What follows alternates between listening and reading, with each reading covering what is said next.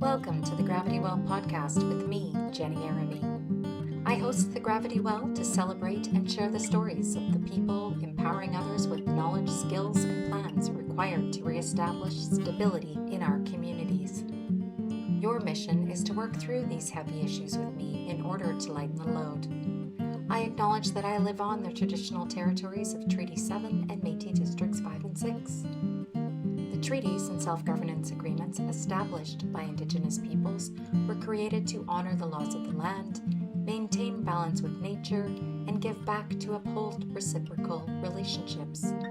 This knowledge and intention are what guide the Gravity Well conversations. I ask for genuine dialogue, real hearts, and openness to different perspectives. This is your invitation to find common ground with me. Positions taken by participants, either individually or collectively, do not necessarily represent those of the Gravity Well.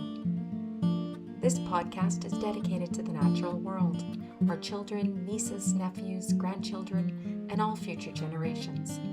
The Gravity Well is on YouTube, Substack, and streaming wherever you get your podcasts. If you like what you see and hear, remember to like and subscribe. Welcome to the studio, Jay White. I am super thrilled to be speaking to Jay White, who was the chair. I was a vice president of the Alberta Water Council and one of the originating members. Amazing. Yes, you showed me a photo of the originating members. I'd love to be able to share it. You'll have to confirm. So Jay is in the studio today. We're going to talk about what his whole work experience has been in Alberta. We're of similar vintage. We were saying both graduates from the U of A in the 90s, 2000 for me. Yeah, so we're here to talk about what's going on with water, the dissolution of the Alberta Water Council and the implications of it. Jay's going to help educate me, first starting with a proper introduction of himself. And then we'll get into the details of what he did, where we're at, and what's coming next, and what we need to know and what we can do about it. I think that's going to cover what we're doing here today. Jay, so please do start with a proper introduction of yourself. Thank you. Sure. Thanks, Jenny. It's an absolute pleasure to be on with you today. So my name's Jay White. I'm a professional biologist. I've been a professional biologist in Alberta since the late 90s. And I had operated my own company, Equality Environmental, up until last year. And I sold Equality Environmental. And through most of my career, I had the opportunity to be a part of the Alberta Water Council. So that was a group started by then Environment Minister Lorne Taylor, who started the Ministers' Forum on Water that he held in Red Deer. And that was sort of to get everybody from Calgary and Edmonton to be able to attend. And I remember that forum very well. Some very big minds and some very big folks were there, like Dave Schindler, like Bill Donohue, actually. Bill Donohue was at that as well. And we all came together and talked about what could be. We could have this amazing think tank water group put together from various sectors, water using sectors, the environmental sector, First Nations, governments, all levels of government, and come together and talk about our water issues. And this was a very heady idea. The only thing really prior to that was that Ralph Klein had set up the Bow River Basin Council. And so that's one group that has really predated all of this. The Bow Basin Council, great work that they've done for many, many years. That was started up in the late 80s, I believe. And so Bow Basin Council was this model for how watershed groups could behave. And then Lorne Taylor had this idea for a nested approach for this new Water for Life strategy, whereby you would have 3 groups of partnerships. And it's by no means a hierarchy, but I guess at the top of that was this water policy group called the Alberta Water Council, and they would do water policy for the entire province.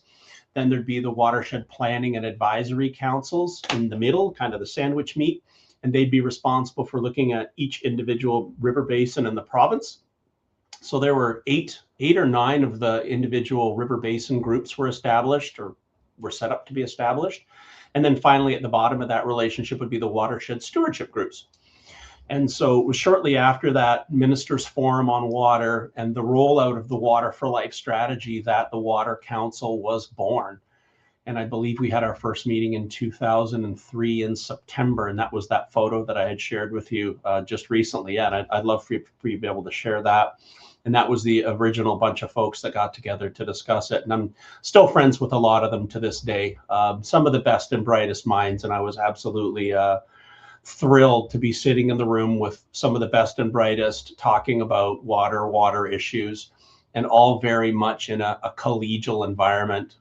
There was no, you left your sector ideas at the door. We all came in and we talked together. Obviously when we were as a group, comments from individual sectors weren't attributed to others. And so it was a very safe space where, and I represented the Lake Environment Conservation section with the sector, with the Alberta Lake Management Society. So that was my ticket to the table.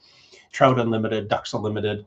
There was Alberta Environmental Networks Group, and they made up the environmental caucus. Then there was the government groups, federal, provincial, municipal. So large and small, urbans and rurals all had table seats. And then the industry sector, cattle, crop, mining, oil and gas, petroleum, all had different seats at the table as well. And we all got together and talked about our specific issues. And it was really, really fun to see the Alberta Wilderness Network sitting right next to the CAP rep and able to have the kind of conversations that needed to be had in a room where comments were not attributed to each other. And we were able to just say what was really on our minds. And it was amazing to be a part of. I look back on 22 years of being at that table, and it was absolutely a gift to be able to be at that table.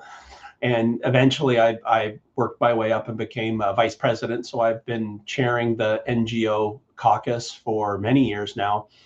And we're still meeting. We still want to continue meeting, even though the Water Council is no longer together. All of us are still finding a lot of value in hearing about what the others are up to, what the watershed groups are up to, what are the big issues, what are the big changes in legislation, how does that affect us? So there's still an amazing body of work that came out of the Water Council, and then the great relationships that were formed in doing it. And I'm still trying to come up with a way of getting all of us back to the table as a group somehow in the future as well. I would be really excited about the potential of that happening. Yeah, it's amazing. We were talking about this a little bit before we started, and just the continuing of work despite the title is something that certainly I am doing. And I know it's just such a pleasure to meet somebody like you, Jay, who's committed to doing the work regardless of what it means in terms of your actual position. When need be, some people step up to the plate and others don't. And so it's really rare. And I really want to take a moment to thank you for it. Oh, that's very kind of you. Thank you, Jenny. It's ironic that one of the reasons given for disbanding the Water Council was funding and cost. And I note that most of us were volunteers at the table. And so one of the comments I made in the media was, I'm not exactly sure how you can save costs by cutting a bunch of volunteers. So I'm not surprised that the people that were passionate enough to be at the table and freely give of their time want to continue that relationship and keep that work moving forward. So I am really lucky, and I think about this every day. I am really lucky that I actually have a career in dealing with water, dealing with science, dealing with biological biodiversity policy work. I get to get paid to do that because I look around and a lot of people are volunteers doing this kind of work. So it's I do feel lucky that I am able to have a career in doing something like this, and I can actually make a decent wage doing it. Yeah.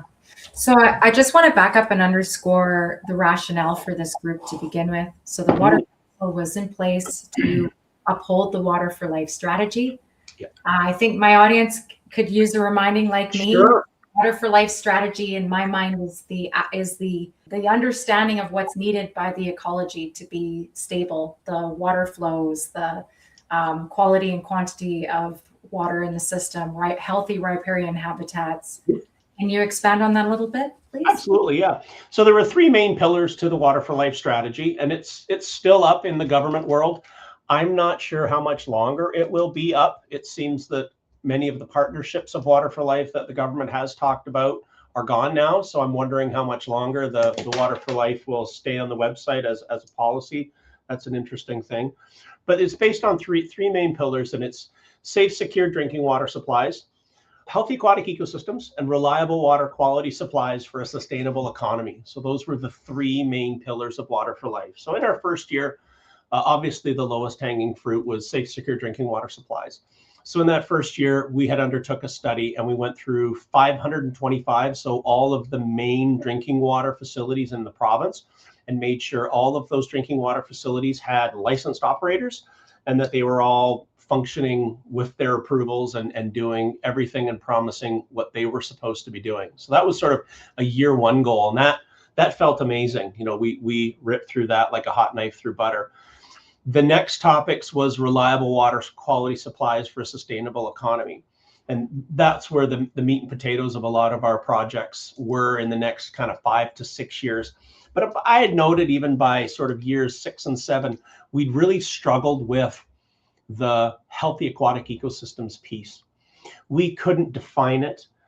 We couldn't come up with a definition for riparian, for instance. So I remember the lawyers that came to a water council meeting poo-pooed a definition that we tried to get for riparian areas, which I thought was fascinating. And I've since figured out why, but healthy aquatic ecosystems was really where we had struggled, I think, as a group. And that's when I think we turned our attention to the Alberta Water Policy, to the wetland policy, the Alberta Wetland Policy. And by 2008, we had given the province a draft of what an updated wetland policy would look like for the entire province. And they took the document and they went away and they said, we'll get you a response back in the spring. And true to government form, they didn't say spring of what year. So we waited, and spring came and went, and another spring came and went. It wasn't until about 5 years later in 2013 that a draft that a wetland policy came out. And that, of course, is the wetland policy that we've got in place today. So that's another big, I think one of the biggest products from the Water Council is the wetland policy. But there's been lots of work we've done on drought. There was another project that we did, and we tasked every water using sector to voluntarily drop their water use by 30%. And within 2 years, everybody had met those targets. Such a thrill we had a day-long meeting where each of the water sectors came in and gave an hour-long presentations on how they were able to meet their water use targets. And everybody voluntarily every sector had dropped their water use by 30%. And that was just a number that our chair at the time, I believe it was Bev-E, it was a number that she pulled out of thin air. Just 30%. Why not 30%? Not 25, not 40, but 30%. And I still admire her courage on that number, and I really am proud of the results that the groups put into achieving that 30% water use. And then, of course, we've done lots of work on drought and flooding and drought and drinking water and source water protection. So you can go online to the Water Council website and find all of the great documents that are on there, because we were pretty good for 1 or 2 project team deliverable per year. And of course, that was all done by volunteers with a project manager staff from the Water Council. So we were incredibly efficient, and the province got an amazing value for those, small dollars that they were able to spend on keeping Water Council alive over the years. Yeah, you and I met prior to this we're probably going to have several conversations, which I'm looking forward to, but this one we discussed was going to be the history and helping people understand the structure. But I was in meetings with Bev-E from an industry perspective with respect to the land stewardship sub-regional plans. Yep. And my experience was exactly like you described. It felt like this moment or this place where honesty happened. I remembered a representative from the Alberta government saying, well, if we don't do this, then the federal government will have to intervene and give stricter policies. And as you say, instead of continuing down this path of developing what those scenarios look like, we're now in a place where we're abandoning these significant efforts that were happening basically with scraps off the corner of people's desks, yet producing amazing work for anyone to see and open to the public in all that regard. So thank you for all that work, Jay. So we talked about potentially naming this episode Jay White's Jerry Maguire moment. So would you mind taking a moment and sharing with us some of the comments you gave as you departed from your role, please? Sure. We got a letter from the department just at the end of January. I didn't become aware of it until the first week of February. I think our executive director was pretty devastated when the letter came. The relationship with the province had really kind of slid. We weren't getting invited to the table to be a part of certain conversations. The big example in November when the department rolled out the water conversations, and the Alberta Water Council wasn't even a part of that strategy, having any input, having any consultation or any part of it all. So that was kind of the writing was on the wall for me. I was a little panicked when we weren't asked to be a part of that. I struggled with that. And then we got our letter January 26, I believe it was dated, basically telling us that we had 90 days, 3 months to wind down operations and basically vacate the premises, because we are in shared office space with on the top floor of the South Petroleum Plaza. And Water Council shared that space with the Clean Air Strategic Alliance. And so we got that letter, and I mean, it was the timing was such. I mean, our grant wasn't set to expire until November or December of 2026.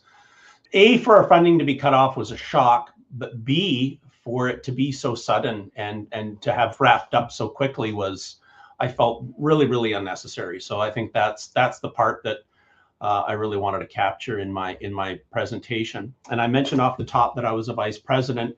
I was asked by our executive director if I would chair our final meeting, and it was a tough one to get through for sure. It was our last full meeting. We've had one since to vote on dissolution, which was also very disappointing, very sad. But at the end of this, our last full meeting, had drafted some thoughts that I wanted to share with the entire board, just to let folks know that how the last 23 years has treated me. So I struggled with it the whole meeting, but when I got to the end of the meeting, I just asked everybody for a moment if I could read this, and folks agreed. So here's how it went.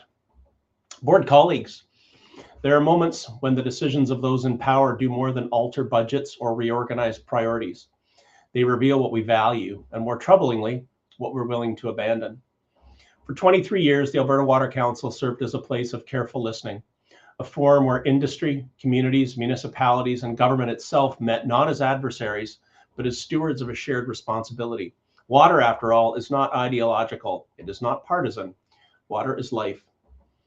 And yet, with little warning and less regard, this work has been consigned to a 3-month farewell. Decades of trust, experience, and collaboration reduced to a winding down period scarcely long enough to say goodbye, let alone account for what is being lost. This council has spent 23 years doing work that rarely makes headlines, and that is precisely why it mattered. As a Water for Life partner, the Alberta Water Council proved that shared governance and collaboration was not a weakness, but a strength. Industry, municipalities, NGOs, and the government came to the same table, not to win, but to understand. We did not choose certainty. We built trust. And now, with 3 months' notice, that trust is being asked to quietly disperse. I want to be clear about my reaction. I am deeply disappointed by this decision, and I am profoundly disturbed by the manner in which it was made. This is not an organization that failed. It was not ineffective. It was not obsolete. It was patient. It was careful. It was inconvenient to haste. Collaborative water policy is slow by design. It asks people who disagree to keep speaking. It insists that water, shared, finite, and unforgiving, deserves more than short timelines and abrupt conclusions. 3 months is not a transition. It is an erasure. Long after this council closes its doors, the consequences of this decision will remain, felt in policy gaps, fractured relationships, and lost capacity that cannot be reassembled on demand. History rarely marks the moment when stewardship ends. It only records when its absence is finally noticed. We did the work, we honored the responsibility, and that record will stand, whether it is acknowledged or not. But water policy advice is not dramatic, but its absence is. And one day, when foresight is urgently needed and quietly missing, we will recall that it did not vanish on its own. It was canceled.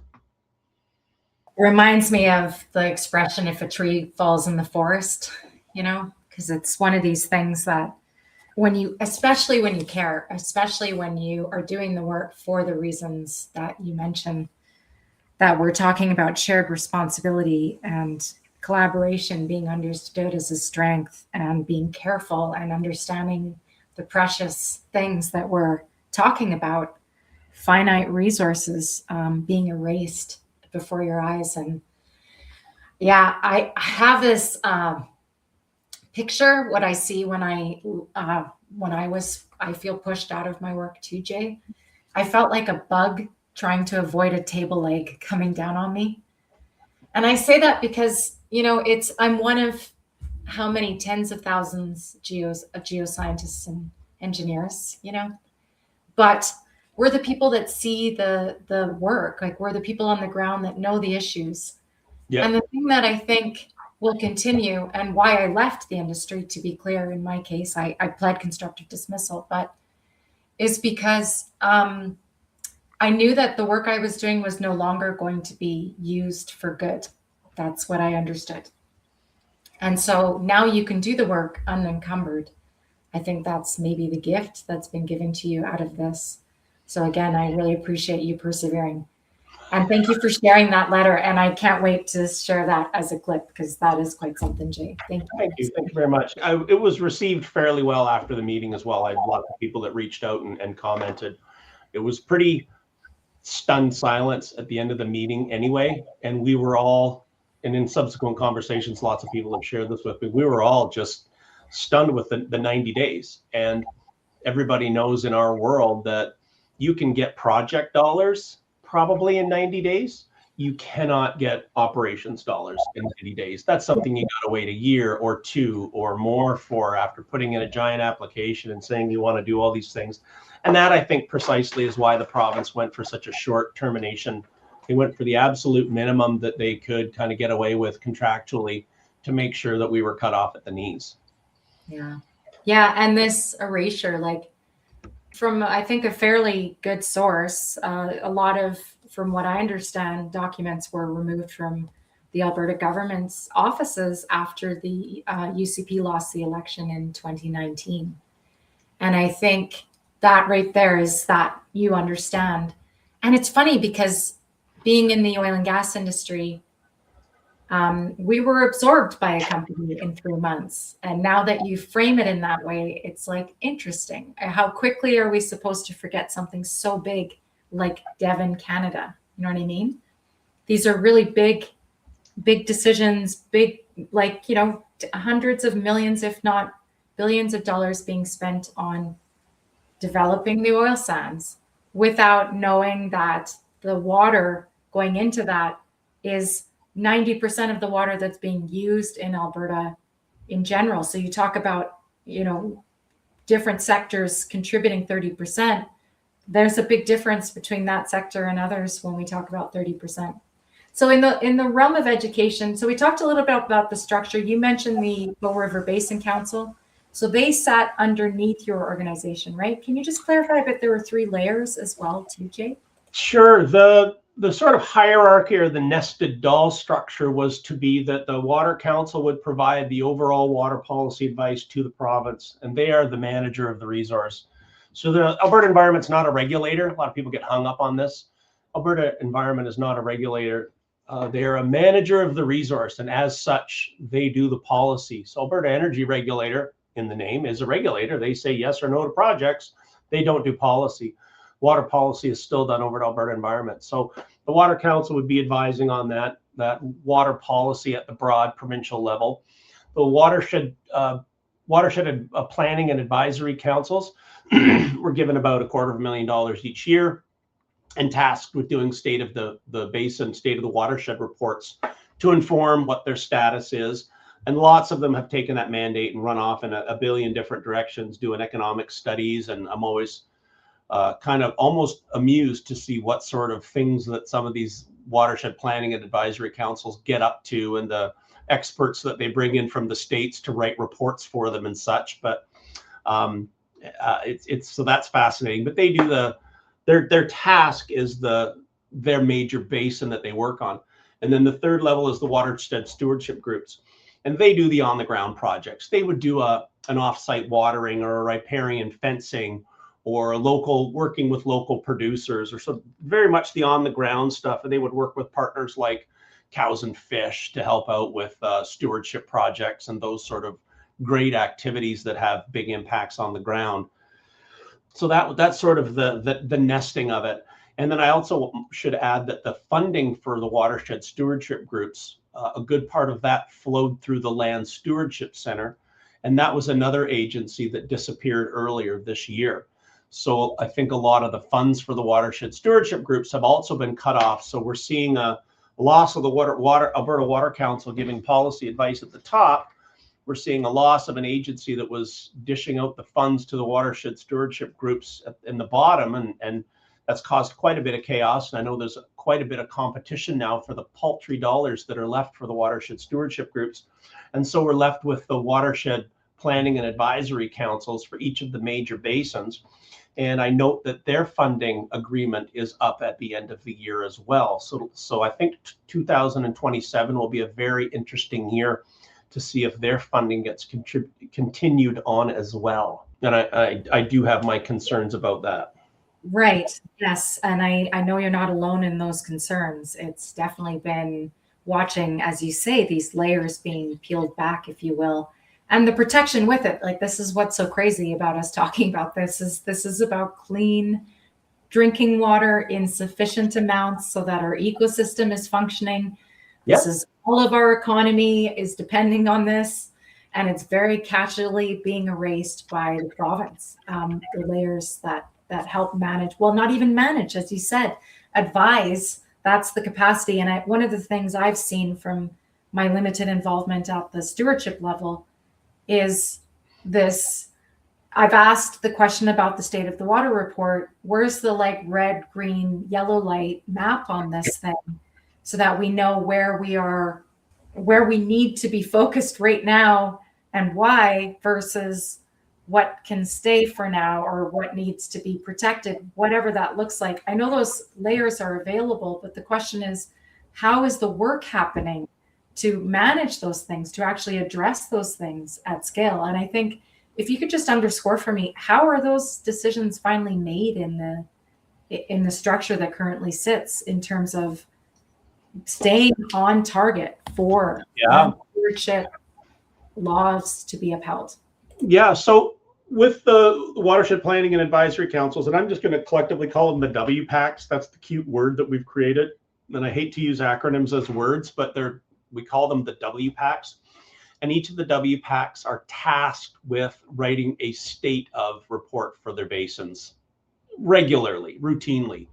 So Red Deer's in the process of doing theirs right now. CEWA is doing theirs right now. And Mighty Peace just had a meeting yesterday with a technical group about their report that's coming online right away. And of course, folks like Bow Basin Council, they've got a whole experience online GIS platform that users can go on and play with data and do all sorts of gee whiz stuff. That, that's probably a $600,000 or $700,000 touch to create something major like that. But that's something that they provide to their basin holders. But each of these groups is to do a state of the watershed report and report to the province on what that all means. And then as part of Underwater for Life as well, they also work on integrated watershed management plans. And their watershed management plans are the documents that they would come up with policy and the policy advice for the province.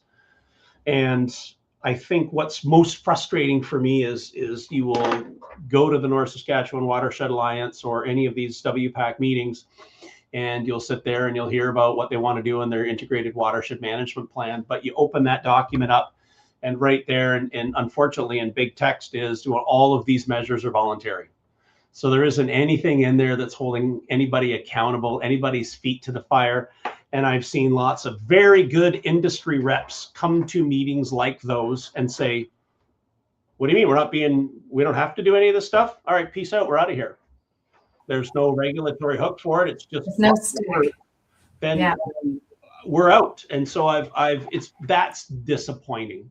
It would be nice if something in these documents would be binding to either municipalities who this information is targeted for, or the province itself, who's asked for it in the first place, instead of it just being a voluntary, a would be nice, some lofty future state, some utopian state maybe in the future we'll get here.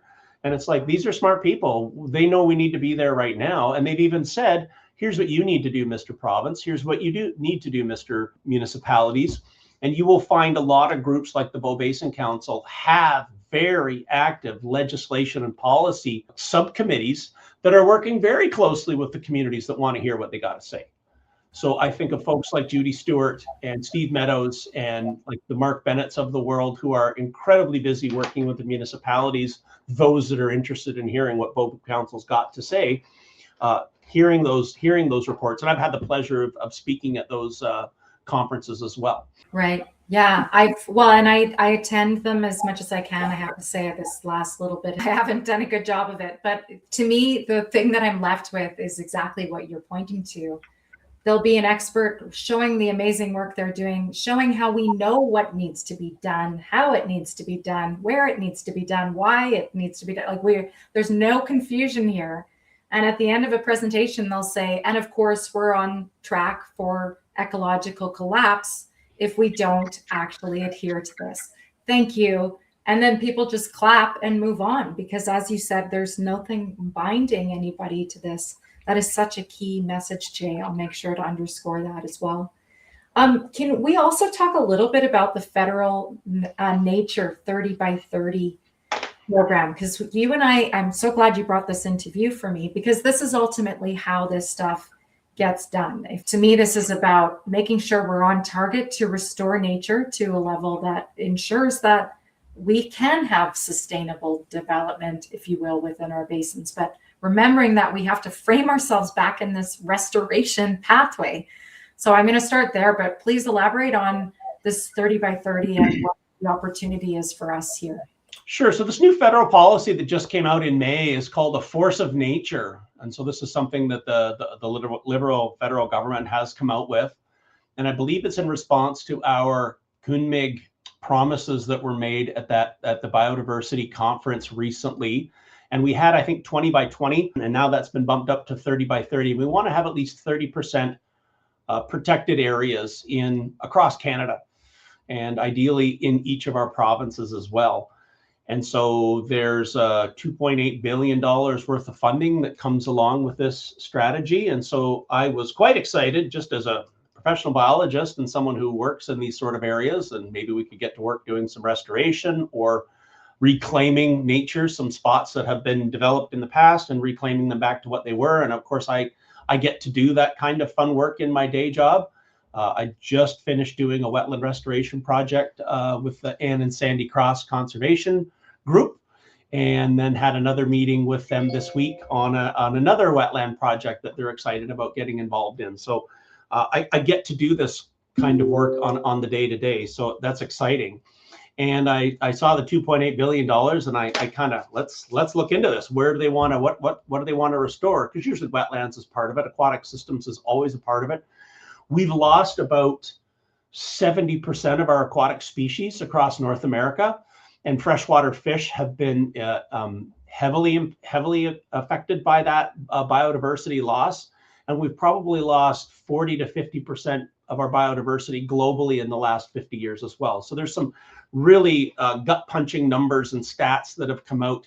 I haven't been following biodiversity as close as I should have, but when I do get into it, it's rather depressing. But I have been making sure I mention the imperiled fish piece in my State of the Watershed reports to draw that attention to that biodiversity crisis, because we are in the 6th major extinction on the planet right now.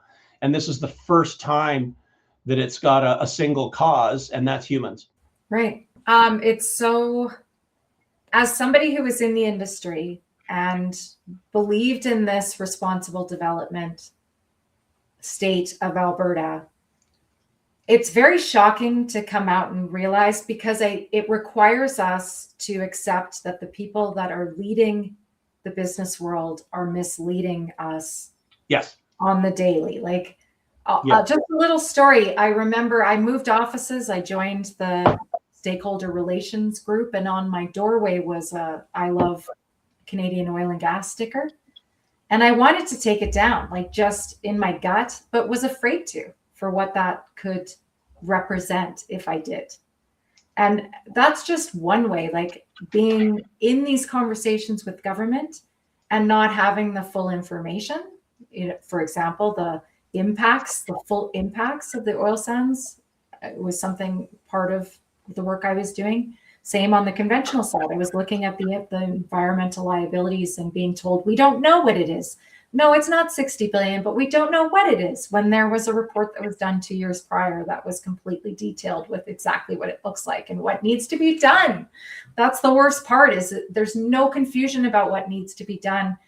When you look at land stewardship, to me, it was my aha moment when you see, oh, if you restore land and water, you restore you solve all the things. You restore biodiversity, you clean the air, you clean the water, you clean the land, you restore that capacity. And then there isn't this scarcity, growing scarcity problem out of it, which ultimately is an extinction event if we continue down this path. Like and so something that I think I can say, because it's becoming very evident, like right now, Cushing's, Oklahoma, where most of Alberta's oil goes to be processed in the States, is nearly empty because of how much they're still drawing down to keep this system going right now.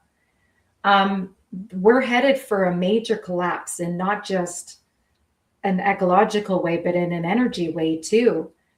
So this is what's so fascinating about this time, is just the complete abandonment. Like ultimately what you're talking about through this conversation is about removing any sense of responsibility towards just doing what we know works and what's true, and just proceeding. And instead it's like, I'm going to win till the end type mentality here. And it's requires us to come to grips with that, which is really quite horrifying, to learn that the people that we thought we were working in good faith with, have led us here and are now abandoning any way to measure it if we let them.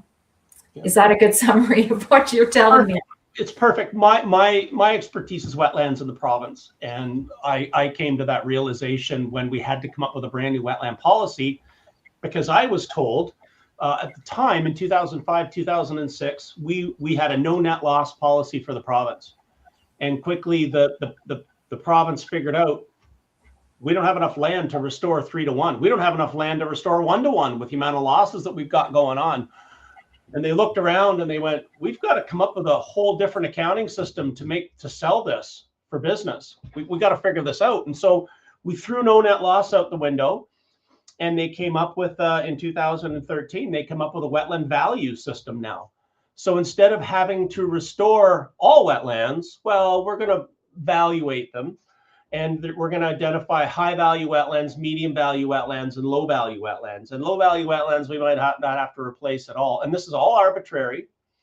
And then the other thing that really upsets me is they figured out, well, we can only have 10% in any watershed of high value wetlands.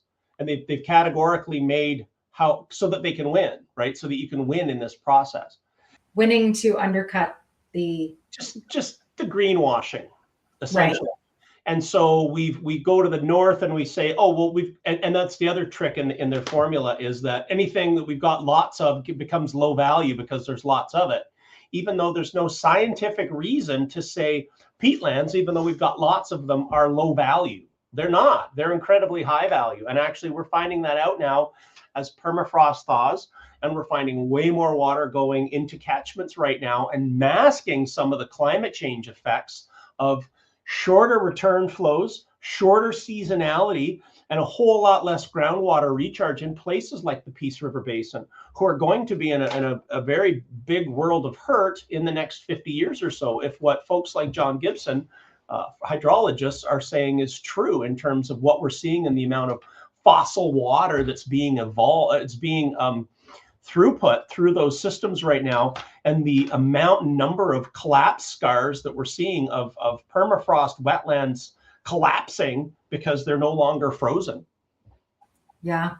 Then this is our mutual friend, Bob Sanford's work ties into this as well, which is the water bankruptcy report showing us where we're headed from that perspective if we do not stop this ourselves from, I picture like a big cruise ship about to go off the flat earth if we continue down this insane path that we're on, and the need for us to come together. So I'm so pleased to know that you're still working on all of this.